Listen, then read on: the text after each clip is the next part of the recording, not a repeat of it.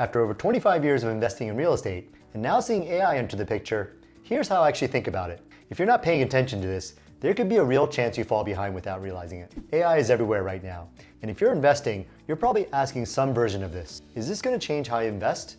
And am I going to fall behind if I don't jump on it? There's no shortage of excitement about AI, but it's not always clear how much of it actually translates into better investing. So I want to approach this practically. Where does AI add value, and where does it not?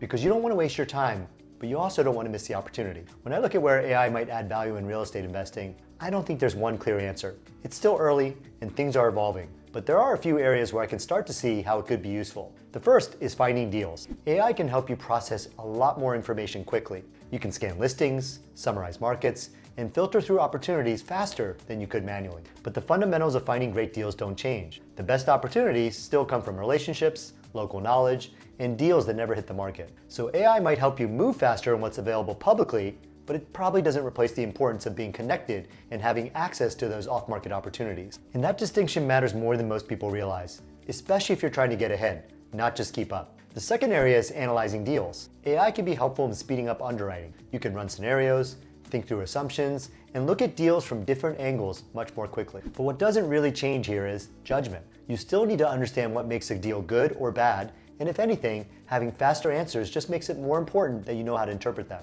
Because faster decisions without good judgment don't help. They just compound mistakes. The third area is operations. Once you own a property, there's a lot of repetitive work. Tenant communication, maintenance coordination, and building out systems. This is where AI can save time. It can help you draft responses, create processes, and handle routine tasks more efficiently. But what doesn't change is the importance of actually running a good property. Tenant satisfaction, and if you have an Airbnb, guest experience still matters. And those things aren't going to be fully automated just yet. And this is where a lot of people overestimate what AI can do and fall flat on execution. The fourth area is learning and decision making. AI can help you get up to speed faster. You can ask questions, explore scenarios, and understand concepts much more quickly than before. And for someone who doesn't have a lot of time, that can be a real advantage. But you want to be careful not to outsource critical thinking. Those important investment decisions still need to come from you. And the fifth area is building systems. As you start to scale, one of the biggest challenges is creating consistency, having repeatable processes and ways of doing things. This is where AI can help you organize your thinking,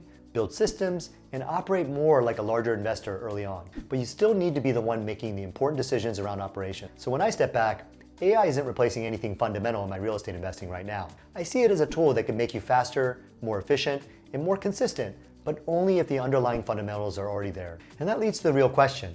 Where does this actually become dangerous and put you at financial risk if you're not thinking about it the right way?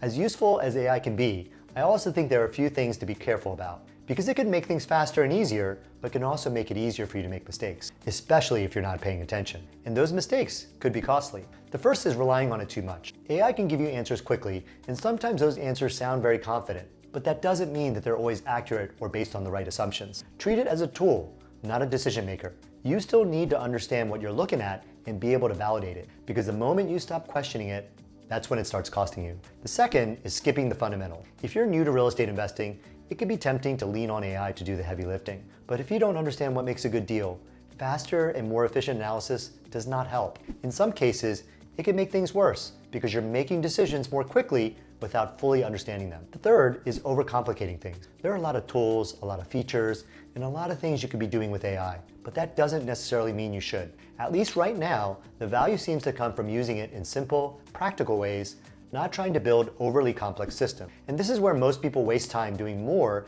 instead of doing what actually matters. And the fourth is thinking it replaces relationships. AI can help you analyze deals and operate more efficiently, but it doesn't replace trust, reputation, or the relationships that drive opportunities in real estate. And if anything, as things become more competitive, those relationships may become even more important. So the way I think about this is AI can be a really useful tool, but it doesn't replace judgment, experience, or the fundamentals of investing. Keep that in mind, and it's much easier to use it in a way that helps instead of creating new problems. So if AI isn't the strategy, then what should you actually be doing right now? When I put this all together, the approach is simple. I wouldn't try to build my investing strategy around AI. I'd still focus on the fundamentals first, and then use AI to support what I'm already doing. The first thing I'd focus on is learning the fundamentals of real estate investing, understanding what makes a good deal, what to look for in a location, and how properties perform over time. That's the foundation of everything, and it's what we focused on teaching thousands of high-income professionals over the years. AI can help you learn faster, but it doesn't replace that foundation. And here's something most people don't think about. You really don't know what's possible until you see someone go out and do it. It's like the 4-minute mile. For a long time, people didn't think it could be done until Roger Bannister actually did it. Real estate works the same way. AI can give you averages and ranges, but it's not going to show you what's truly possible, especially when the best deals and the stories behind them aren't publicly available. That matters more than most people realize, because if you don't know what's possible, you end up aiming for what everyone else is doing. And in real estate, that usually means average investments, average deals. And if you're a high-income earner, when was the last time you were okay with just being average? So if your goal is to buy great deals, the first step is defining what a great deal looks like. The second is using AI to save time where it actually matters. Things like filtering deals, speeding up analysis, and handling some of the repetitive work. Not trying to use it for everything, but using it where it clearly makes things more efficient. And I'll go deeper into some of the specific ways I'm doing that and the tools I'm using in future videos. The third is focusing on the quality of the asset. AI can help you analyze numbers, but it doesn't fix a bad property or a bad location. That discipline matters more now, not less. The fourth is building relationships early, because as more of the obvious opportunities become competitive, the less obvious ones become more valuable. And those tend to come through people, not platform. And the fifth is keeping things simple. There is a tendency to overcomplicate things when new technology shows up. But at least right now, the biggest benefit seems to come from using AI in straightforward and practical ways. AI can make you faster, more efficient, and more informed, but it doesn't change what makes a good investor. If anything, it just amplifies what you're already doing. So if there's one thing I'd take away from all this, it's this. AI is likely to play a bigger role in real estate over time, but it doesn't replace the fundamentals of what makes a good investor. The way you find deals, how you evaluate them, how you operate, and the relationships you build along the way. Those things still matter. If anything, AI just gives you a way to do these things more efficiently. But it doesn't replace judgment, it doesn't replace experience, and it definitely doesn't replace relationships. And as things become more competitive, the human side of real estate becomes even more important. So here's the real takeaway.